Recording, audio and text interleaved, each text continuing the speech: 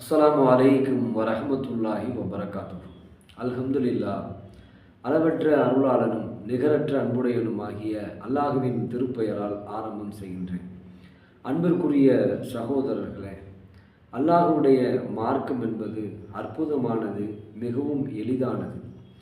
அல்லாஹுடைய மார்க்கத்தை நம்பிக்கை கொண்டிருக்கக்கூடிய ஒவ்வொரு முஸ்லிம்களும் அல்லாஹுவை சார்ந்து தங்களுடைய வாழ்வை அமைத்து கொள்ள வேண்டும் என்பதுதான் இஸ்லாமிய மார்க்கத்தினுடைய அடிப்படை.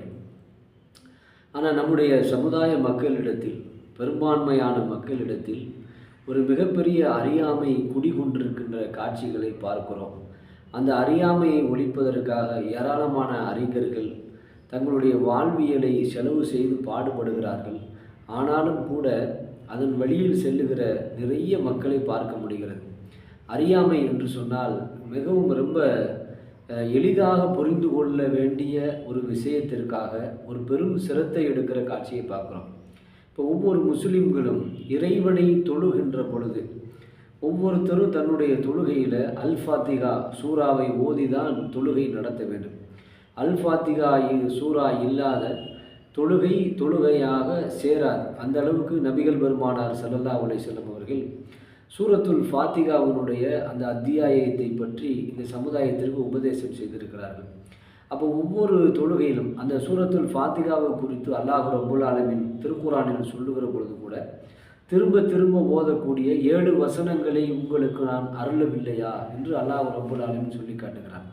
அப்போ இறைவன் அருளிய அந்த 7 வசனங்களில் ஒரு அழகான சொற்கள் இடம்பெறுகிறது. அந்த சொற்களை ஒவ்வொரு முஸ்லீம்களும் தங்களுடைய தொழுகையில் ஓதுகிறார்கள். அதுதான் ஈயாக்க நஅ்புது வ ஈயாக்க நஸ்தஈன். இறைவா, உன்னையே வணங்குகிறோம், உன்னிடமே உதவி தேடுகிறோம் என்கிற அந்த சொல். இந்த வார்த்தையே ஏகத்துவத்தை நிலைநிறுத்துகிற ஒரு வார்த்தை. இறைவனிடத்திலே உதவி தேடுகிறோம், இறைவனையே வணங்குகிறோம் என்கிற அந்த வார்த்தையை நாம் இறைவனுக்கு உறுதிமொழியாக ஒப்புதலாக ஒவ்வொரு தொழுகையிலும் சொல்லி கொண்டிருக்கிறோம். அப்படி சொல்லி ஓதுகிற இந்த முஸ்லிம் சமுதாய மக்கள் அல்லாஹுவை விடுத்துவிட்டு அல்லாஹ் அல்லாதவர்களிடத்தில் சென்று அல்லது இறந்து போன அடியார்களிடத்தில் சென்று தன்னுடைய தேவைகளை, பிரார்த்தனைகளை கேட்பது இறைமறையினுடைய வசனத்திற்கு எதிரான செயல். இந்த ஒரு சின்ன விஷயத்தை இந்த சமுதாயம் சிந்தித்தது. ஆனால் இந்த சமுதாயத்தில் தர்கா வழிபாடு என்பது ஒன்று இருக்கவே இருக்காது. இறந்து போகிறவனிடத்தில் பிரார்த்தனை செய்யவே மாட்டார்கள். ரொம்ப அழகான சொற்கள். இறைவா, உன்னையே வணங்குகிறோம், உன்னிடமே உதவி தேடுகிறோம் என்று சொல்லிவிட்டு இறைவனை வணங்கிவிட்டு இறைவனை விடுத்து இறைவன் அல்லாதவர்களிடத்தில் உதவி தேடுவது இது இஸ்லாத்திற்கு எதிரான செயல்.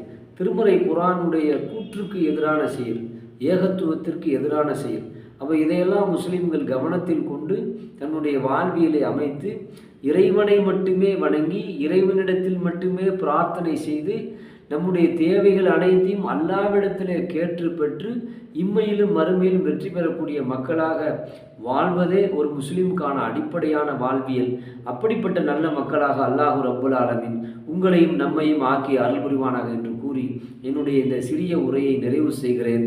வாஹிருதவான அனில் ஹம்துலில்லாஹி ரப்பில் ஆலமீன். அஸ்ஸலாமு அலைக்கும் வரஹ்மத்துல்லாஹி வபரகாத்துஹு.